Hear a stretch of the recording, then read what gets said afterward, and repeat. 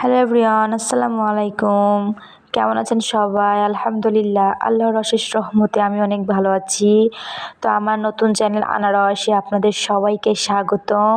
তো বন্ধুরা, আমার ভিডিও যদি আপনাদের ভালো লেগে থাকে তাহলে অবশ্যই শুরু থেকে শেষ পর্যন্ত না টেনে ভিডিওটি ফুল দেখেন। আর হচ্ছে যে আমার চ্যানেলটি প্লিজ প্লিজ প্লিজ সাবস্ক্রাইব করে দিন। আপনারা পরবর্তী ভিডিও কোন সময় পেতে চান সেটাও বলবেন। তো চলেন কথা না বাড়িয়ে শুরু করা যাক। আজকে আমি আপনাদের সাথে শেয়ার করব আমার নিজ হাতে বানানো ফুচকা। আমি কিভাবে ফুচকা বানালাম সেটা আপনাদের সাথে শেয়ার করব। তো ফাইনালি আমি ফুচকা বানাতে বসে গিয়েছি।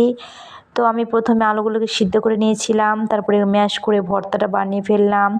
তারপরে হচ্ছে যে ডিম সিদ্ধ দিয়েছিলাম, একটা ডিমটা স্লাইস করে নিলাম, চিজ বানিয়ে ফেললাম। তারপরে যে ধনেপাতা কেটে নিলাম, এখানে শসা কুচি করে কেটে নিলাম।